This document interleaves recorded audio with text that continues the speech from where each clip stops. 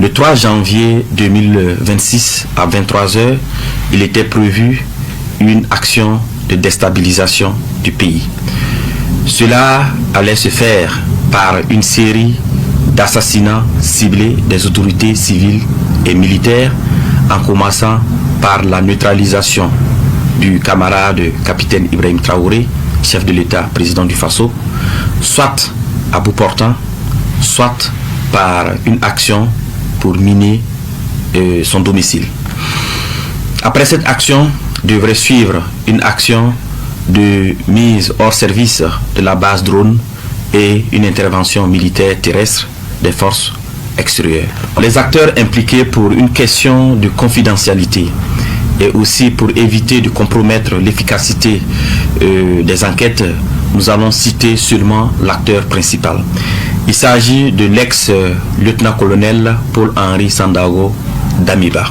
Alors, il a eu pour mission clé de concevoir et de planifier les actions, de rechercher et de mobiliser les fonds, de recruter des populations civiles et des militaires.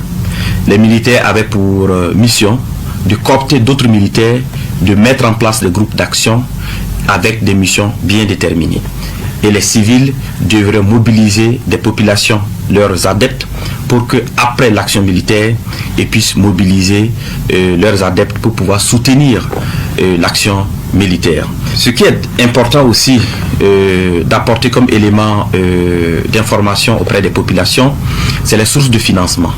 Il s'est de souligner qu'une bonne partie du financement provient de la Côte d'Ivoire, dont la dernière opération s'élève à 70 millions. Alors, je tiens aussi à souligner que les interpellations se poursuivent, ainsi que le démantèlement des réseaux. En tout état de cause, et pour prendre l'opinion nationale à témoin, nous mettrons à la disposition des médias des vidéos d'aveux issues des auditions de quelques acteurs clés. Alors, les enquêtes se poursuivent, les interpellations également se poursuivent. Alors, toutes les personnes impliquées dans cette affaire seront présentées devant le procureur du Faso et toute la rigueur de la loi s'appliquera à eux. À l'endroit des Burkinabés, je tiens à rassurer les populations que la situation est sous contrôle. Je les invite à rester sereines. Aussi, je tiens à saluer l'esprit d'abnégation, l'esprit de patriotisme des populations et particulièrement de la veille citoyenne. Cette énième mobilisation des populations pour protéger leur leader, le camarade capitaine Ibrahim Traoré, témoin de leur détermination à soutenir la marche irréversible de la libération du Burkina Faso des chaînes de l'impérialisme. Je lance aussi un message d'unité nationale, de cohésion sociale et d'appel à vigilance accrue aux populations pour renforcer la veille stratégique de lutte contre l'impérialisme. Ce que vous venez d'entendre est la déclaration officielle du ministre de la Sécurité, le commissaire divisionnaire Mahamadou Sana, diffusée le 6 janvier 2026 sur la RTB. Il s'agit d'une communication directe des autorités burkinabè concernant une tentative de déstabilisation présumée datée du 3 janvier 2026 à 23 h. Dans cette vidéo, je ne vais ni contredire ni amplifier ce qui a été dit officiellement. Mon rôle ici est d'expliquer, de structurer les faits tels qu'ils ont été présentés et d'analyser froidement ce qui est décrit, sans ajouter de rumeurs ni de spéculations. On va décortiquer ça ensemble, point par point, pour que vous compreniez exactement ce que les autorités ont révélé et ce que ça implique stratégiquement. Allons-y.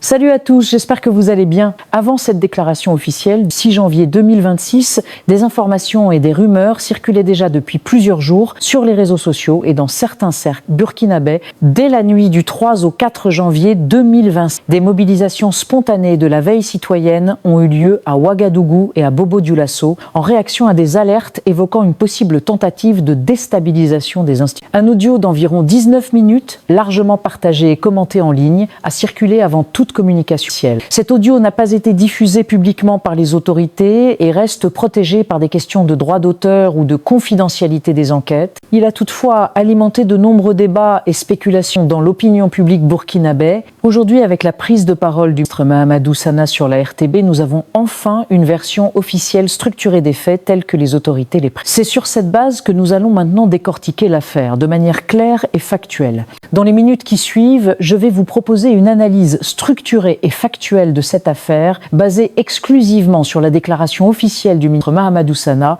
et sur le contexte public connu à ce. À la fin de cette vidéo, vous aurez une vision claire du déroulé chronologique exact du plan, tel que présenté par les autorités. Des rôles attribués à chaque catégorie d'acteurs militaires, civils, architecte principal, des implications stratégiques de chaque phase et des éléments sur les enquêtes en cours et le message de l'État. Je m'engage à rester strictement factuel. Pas de rumeurs non sourcées, pas de spéculation sur l'authenticité des preuves ou sur des acteurs non cités officiellement et pas d'analyse partisane. On décortique ce qui a été dit point par point pour que vous puissiez vous faire votre propre opinion en toute clarté. Allons directement à la reconstitution chronologique des faits. Commençons par reconstituer chronologiquement ce que les autorités ont décrit comme le plan. Tout est centré sur la nuit du 3 janvier 2020, précisément à 23h. C'est à ce moment précis que l'action de déstabilisation devait démarrer, selon la déclaration du ministre Mahamadou Sana. Voici la séquence telle qu'elle a été présentée. À 23 Chéreau, lancement simultané d'une série d'assassinats ciblés contre des autorités civiles et militaires. Le premier objectif désigné est le chef de l'État, le capitaine Ibrahim Traoré, soit par une attaque à bout portant, soit par le minage de son domicile. Cette précision horaire est importante. Elle montre que le plan était coordonné pour frapper vite et fort, en profitant de la nuit pour maximiser l'effet de surprise et minimiser les réactions immédiates des forces de sécurité. Immédiatement après, neutralisation de la base drone, une action clé pour priver les autorités de leur principal outil de surveillance et de frappe aérienne contre les menaces terroristes et potentielles. Dans la foulée, intervention militaire terrestre par des forces extérieures pour exploiter le chaos créé par les assassinats et la perte des drones. Pourquoi cette chronologie est-elle si détaillée dans la communication ? Parce qu'elle démontre que le projet n'était pas une rumeur vague ou une improvisation, mais un plan structuré avec des phases interdépendantes. Éliminer le leadership, aveugler les capacités de riposte et envahir ou prendre le contrôle. C'est sur cette base factuelle que les autorités affirment avoir déjoué l'opération grâce à des interpellations préventives et à la vigilance citoyenne dès les premières heures du 3 au 4 janvier. Passons maintenant à la première phase en détail, les assassinats ciblés.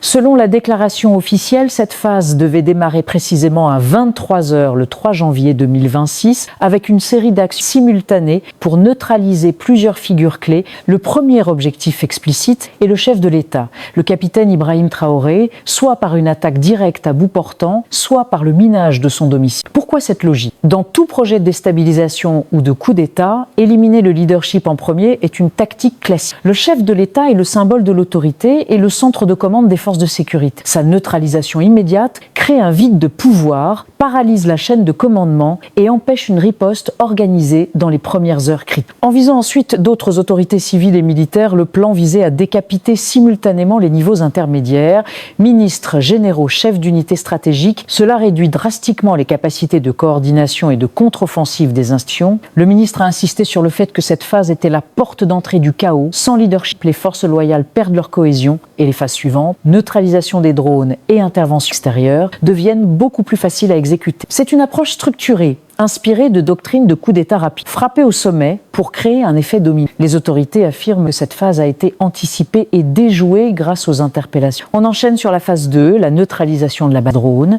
Pourquoi cibler précisément les drones ? Dans le contexte sécuritaire du Burkina Faso depuis 2022 à 2023, les drones, notamment ceux acquis avec l'appui de partenaires internationaux, donc Pékin, Moscou ou encore Ankara, sont devenus un outil central de la riposte contre les groupes armés terroristes. Ils assurent la surveillance en temps réel des zones à risque, des frappes de précision rapides et surtout la capacité à détecter et à contrer des mouvements de forces infiltrés ou hostiles avant qu'ils n'atteignent les centres urbains. Neutraliser cette base reviendrait à priver les forces loyalistes de leur œil dans le ciel et de leur principale arme anti-infiltration dans les premières heures du chaos. Concrètement, cela empêcherait la localisation rapide d'éventuelles colonnes ou commandos en approche, toute riposte aérienne immédiate immédiate contre une intervention extérieure et la coordination efficace entre unités terrestres dispersées. Le plan tel que décrit par les autorités montre une interdépendance claire. Sans chef d'État et sans drone, la chaîne de commandement est décapitée et aveuglée. C'est ce qui rendrait possible la troisième phase, l'intervention militaire terrestre par des forces extérieures sans opposition organisée. Les autorités affirment que cette phase aussi a été anticipée et rendue inopérante grâce aux mesures. Passons maintenant à ce que dit l'État sur cette intervention extérieure. La troisième et dernière phase du plan, selon la déclaration du ministre Mahamadou Sana, est une intervention militaire terrestre des forces extérieures. Le ministre a utilisé exactement ces termes. Une intervention militaire terrestre des forces extérieures. Il n'a pas nommé de pays ni donné de détails sur l'origine, la composition ou le point d'entrée de ces forces. Pourquoi cette prudence dans la formulation officielle ? D'une part, les enquêtes sont toujours en cours et les autorités ont indiqué que certains éléments restent confidentiels pour ne pas compromettre les investigations. D'autre part, désigner publiquement un ou plusieurs pays à ce stade pourrait avoir des répercussions diplomatiques importantes. Je m'en tiens donc strictement à ce qui a été dit. Les autorités affirment que le plan prévoyait, après les assassinats et la neutralisation des drones, l'entrée de forces extérieures pour exploiter le vide de pouvoir créer. Aucune autre précision n'a été communiquée officiellement à ce jour. Passons maintenant à l'architecte principal du plan, tel que désigné par le ministre. Selon la déclaration du ministre Mahamadou Sana, l'architecte principal et concepteur de ce plan est l'ex-lieutenant-colonel Paul-Henri Sandaogo Damiba, également appelé Paul-Henri Sandaogo Damiba dans certains médias. Il s'agit de l'ancien président de la transition burkinabé qui a dirigé le pays de janvier à septembre 2022 avant d'être renversé par le capitaine Ibrahim Traoré.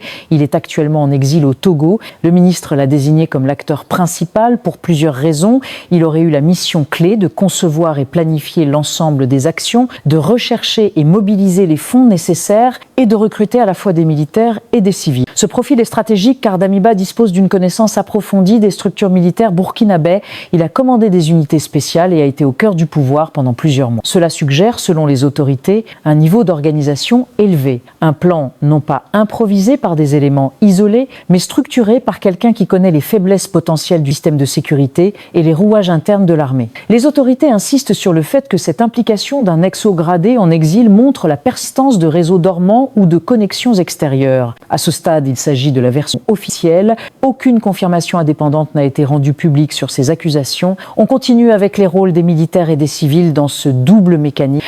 Les militaires impliqués avaient pour mission principale de rallier d'autres éléments des forces armées, de former des groupes d'action avec des tâches précises comme les assassinats ciblés ou la neutralisation de la base drone. Leur rôle est crucial car ils disposent de l'accès aux armes, aux bases, aux renseignements internes et à la capacité d'exécuter des opérations armées rapidement et avec précision. Sans eux, aucune phase physique du plan ne pourrait se réaliser. Les civils, quant à eux, devaient mobiliser des populations, leurs adeptes ou des réseaux sociaux pour intervenir après l'action militaire. L'idée était de créer un soutien populaire apparent ou réel. Une fois le chaos installé par les assassinats et la perte des drones, ces civils devaient faire descendre les gens dans la rue, bloquer des accès ou légitimer le changement de pouvoir en manifestant un soutien populaire au nouveau régime. Pourquoi cette double mécanique est-elle indispensable dans un coup d'État moderne ? Les militaires assurent la force brute et la prise immédiate du pouvoir. Les civils apportent la légitimité apparente, empêchent une contre-mobilisation massive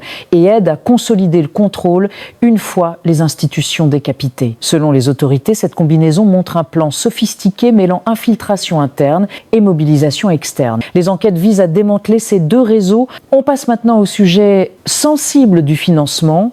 Un élément clé mis en avant par le ministre Mahamadou Sana dans sa déclaration du 6 janvier 2026, les sources de financement du projet. Selon ses mots exacts, une bonne partie du financement provient de la Côte d'Ivoire, dont la dernière opération s'élève à 70 millions de FCFA, soit environ 106 000 euros. Pourquoi l'argent est-il central dans un tel plan ? Parce que recruter des militaires et des civils, organiser des déplacements, acquérir du matériel ou des armes et coordonner plusieurs phases base demande des ressources financières importantes. Sans financement stable et discret, un projet de cette ampleur ne peut pas se structurer ni se maintenir dans le temps. Ce point est particulièrement sensible sur le plan diplomatique. Accuser publiquement un pays voisin de financer une déstabilisation interne peut créer des tensions bilatérales majeures, surtout dans un contexte régional déjà marqué par des soupçons récurrents depuis 2022. Les autorités burkinabè ont choisi de le révéler pour démontrer l'existence de réseaux extérieurs, tout en indiquant que les enquêtes se poursuivent pour identifier l'ensemble des flux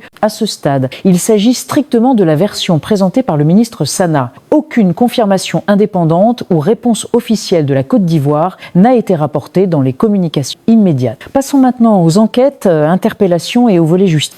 Le ministre Mahamadou Sana a conclu sa déclaration en détaillant l'état actuel des enquêtes et les mesures par l'État. Selon ses mots, les interpellations se poursuivent activement, tout comme le démantèlement des réseaux impliqués, tant militaires que civils. Il a souligné que plusieurs personnes ont déjà été arrêtées et que les investigations continuent pour identifier l'ensemble des complices, y compris ceux qui auraient été utilisés de manière naïve pour des tâches logistiques. Pour renforcer la transparence et prendre l'opinion nationale à témoin, le ministre a annoncé que des vidéos d'aveux issues des auditions de certains acteurs clés seront mises à la disposition des médias. Ces éléments visent à démontrer la matérialité des faits et à dissuader d'éventuels autres projets similaires. Enfin, toutes les personnes impliquées seront présentées devant le procureur du Faso et toute la rigueur de la loi s'appliquera à eux, a-t-il ainsi. Cela inclut potentiellement des poursuites pour atteinte à la sûreté de l'État, complot ou trahison selon le code pénal burkinabè. Le message global est clair, la situation est sous contrôle, les autorités ont repris la main grâce à la vigilance des services de renseignement et de la population. Le ministre a rassuré les burkinabè en les invitant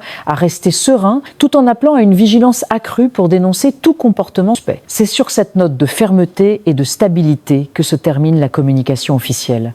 Pour conclure cette analyse factuelle de la déclaration officielle du ministre Mahamadou Sana du 6 janvier 2026, retenons l'essentiel. Les autorités burkinabè affirment d'avoir déjoué une tentative structurée de déstabilisation prévue pour le 3 janvier à 23h, impliquant assassinat ciblé, dont celui du chef de l'État, neutralisation de capacités militaires clés comme les drones et une intervention extérieure. L'architecte principal désigné est l'ex-lieutenant-colonel Paul-Henri Sandaogo Damiba, avec un financement partiel attribué à la Côte d'Ivoire selon les autorités et un double mécanisme militaire-civil pour assurer prise de pouvoir et légitimité. Les enquêtes se poursuivent avec interpellation en cours, vidéo d'aveux annoncée et présentation prochaine des suspects au procureur. Le message des autorités est clair, la situation est sous contrôle grâce à la vigilance des services de renseignement et à la mobilisation citoyenne. Cette affaire, si elle se confirme dans les détails fournis, rappelle la gravité persistante des menaces contre la stabilité du Burkina Faso